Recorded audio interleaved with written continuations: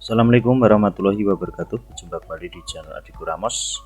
Kesempatan PPK 2021 untuk tahap 2 dan tahap 3 masih terus digulirkan. Hal ini juga masih ditunggu informasi resminya.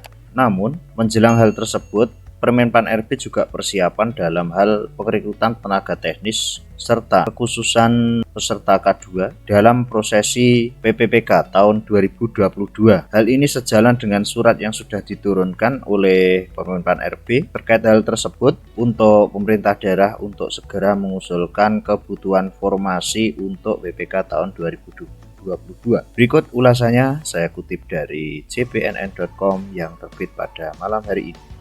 Ketua Dewan Pembina Perkumpulan Honorer K2 Indonesia (PHK2I) Titi Purwaningsih merespon positif keputusan Menpan RB Cahyokumolo yang memberikan kebijakan khusus bagi honorer K2 dalam rekrutmen PPK 2022. Untuk formasi instansi daerah pada seleksi PPK 2022 tersebut, Kemenpan RB menegaskan bahwasanya meminta pengusulan ditambahkan pada jabatan-jabatan yang dimungkinkan diisi oleh honorer K2. Jadi Pak Cahyokumolo menegaskan sebagai Kemenpan RB untuk formasi 2022 itu jabatan-jabatan diutamakan untuk yang bisa diisi atau yang ada formasi untuk honorer K2. Titi Purwaningsih menilai kebijakan itu merupakan kesempatan besar bagi honorer K2 terutama tenaga teknis administrasi untuk mendapatkan status sebagai ASN PPPK tahun 2022. Apresiasi yang disebutkan bahwasanya akhirnya surat Kemenpan RB keluar juga. Apresiasi dari Bu Titi kepada CPNN hari ini Selasa tanggal 26 Oktober 2020. Titi memikirkan banyak honorer K2 tenaga teknis administrasi lulusan SMA, SMP, dan SD. Jika pemerintah hanya membuka formasi PPK untuk lulusan D3, maka ada banyak honorer K2 yang tidak terakomodir. Jadi untuk lulusan dari K2 sendiri yang tenaga teknis administrasi itu mulai lulusan SMA, SMP, dan SD masih banyak sekali. Baik, solusinya Titi minta pemerintah memberikan asesi pada honorer K2 lulusan SMA. Asesi ini pernah diberikan kepada 5.000 PPK 2019 sebagai salah satu penyuluh pertanian yang merupakan lulusan SMA. Karena penyuluh pertanian tidak bisa lulusan SMA, ada kebijakan asesi dari Mentan. Alhamdulillah setelah asesi mereka mendapatkan sertifikat kompetensi dan diangkat PPK. Titi yang kini guru PPK meminta pemerintah harus adil dan melakukan honorer K2. Jadi Bu Titi ini sekarang adalah guru PPK ya.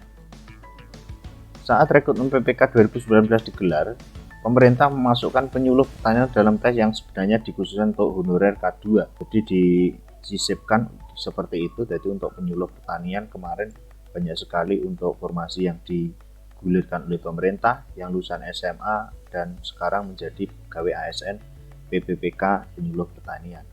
Untuk honorer K2 lulusan SMP dan SD, Bu Titi menyarankan agar mengikuti program paket C supaya bisa mendapatkan ijazah SMA. Masih ada waktu untuk sekolah. Melihat perkembangan sepertinya pemerintah tidak mungkin merekrut lulusan SD dan SMP lagi, ucapnya. Jadi untuk lulusan SD dan SMP ini diutamakan untuk mengikuti paket B maupun paket C.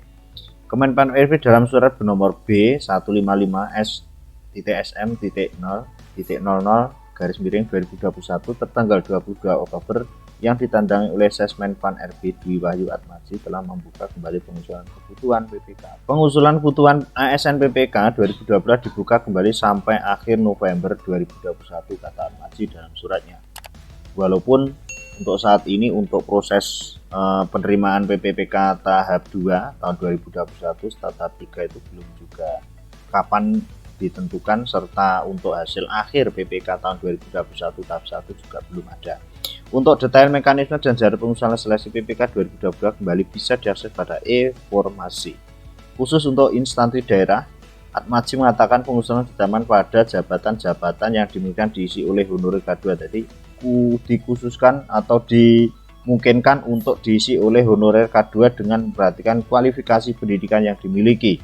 Jadi minimal yang bisa diangkat adalah SMA. Jadi perlu diperhatikan kawan-kawan. Untuk video kali ini intinya adalah bahwasanya untuk pengusulan PPK tahun 2022 sudah dibuka. Untuk kedepannya adalah honorer K2 diutamakan di PPK tahun 2022. Himbauan dari Kemenpan RB kepada pemerintah daerah. Serta untuk yang lulusan SD maupun SMP itu untuk segera mengikuti paket B maupun paket C. Untuk video kali ini kita akhiri, ada kurang lebih maaf. Wallahul muwaffiq ila aqwamit thoriq. Assalamualaikum warahmatullahi wabarakatuh.